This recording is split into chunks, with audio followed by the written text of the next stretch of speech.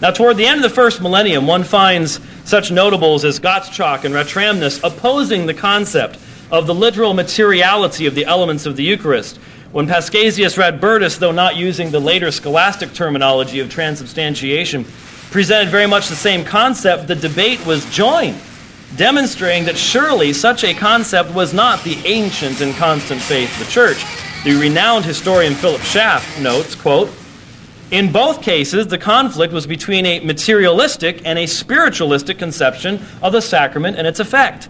The one was based on a literal, the other a figurative interpretation of the words of institution and of the mysterious discourse in the 6th chapter of St. John." But remember, folks, the Council of Trent said this has always been the faith of the Church. How indeed could two viewpoints exist side by side and result in such controversy if Trent is correct, that it has ever been a firm belief in the Church of God?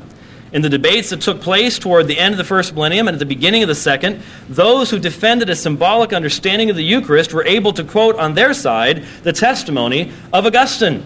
It is ironic to note that in regard to two dogmas of the Roman Catholic Church, transubstantiation and the concept of the Immaculate Conception, the testimony of Augustine had to be overcome, and that with great difficulty. The word transubstantiation seems to have first been used by Hildebert of Tours in about 1134. Others mention other differing candidates for the first people to use it, but it was a long time after the apostles before that term came into use. Now, I'd like to introduce to you a key issue. If one believes in transubstantiation, then one will worship the consecrated host as God. The Council of Trent says that we're to do so. Yet history records that the elevation and adoration of the host is not an ancient practice, and as the New Catholic Encyclopedia notes, such items as the tabernacle, pyx, ciborium, etc., begin to appear only at the same time as the use of the term transubstantiation. While the ancient church carried the host to the sick, the idea of reserving the host in a tabernacle for worship came about at this later time. As Schaff notes, quote, "The elevation and adoration of the host were practiced in the Latin Church as early as the 12th century.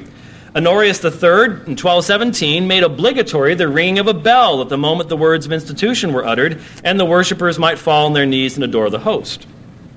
The Lambeth Synod of 1281 ordered the church bells to be rung at the moment of consecration so that the laboring man on the field and the woman engaged in her domestic work might bow down and worship. Synods prescribed that the pyx, the receptacle for the host, be made of gold, silver, ivory, or at least polished copper. A light was kept burning before it perpetually. In case a crumb of the bread or a drop of the wine fell upon the cloth of the priest's garments, the part was to be cut out and burnt and the ashes thrown in the sacrary.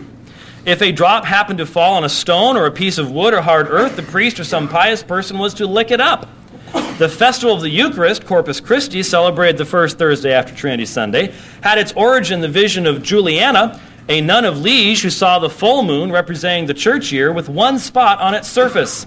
This spot indicated the church's neglect to properly honor the real presence. She made her vision known to the Bishop of Liege and the Archdeacon James Pantaleon.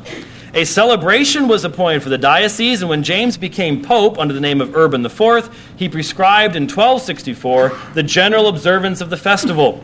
John the 22nd inaugurated the process wherein, on Corpus Christi Day, the host was carried about the streets with great solemnities. He also says that the denial of the cup to the laity became common in the 13th century. It was at first due to the fear of profanation by spilling the consecrated blood of Christ. Now let me ask you a question. Why did it take more than 1,000 years before anyone was concerned about spilling the consecrated wine? And why did the miraculous stories about consecrated hosts literally explode in number only after the beginning of the second millennium? Just as an example, I again cite from Schaff. Another case related by Etienne of Bourbon is of a farmer who, wanting to be rich, followed the advice of a friend and placed the host in one of his beehives. The bees, with great reverence, made a miniature church containing an altar on which they placed the sacred morsel. All the bees from the neighborhood were attracted and sang beautiful melodies. The rustic went out, expecting to find the hives overflowing with honey, but to his amazement found them all empty except the one in which the host had been deposited. The bees attacked him fiercely. He repaired to the priest, who, after consulting with the bishop, went in procession to the hive and found the miniature church with the altar and carried it back to the village church while the bees, singing songs, flew away. Schaff says, these stories, which might be greatly multiplied, and he provides a number in his history, attest the profound veneration which the host was held and the crude superstitions which grew up around it in the convent and among the people. And here's Schaff's comment. The simple and edifying communion meal of the New Testament was set aside by medieval theology and practice for an unreasonable ecclesiastical prodigy. Why don't you have those stories in the 3rd century and in the 4th century if transubstantiation is actually the historic faith of the church?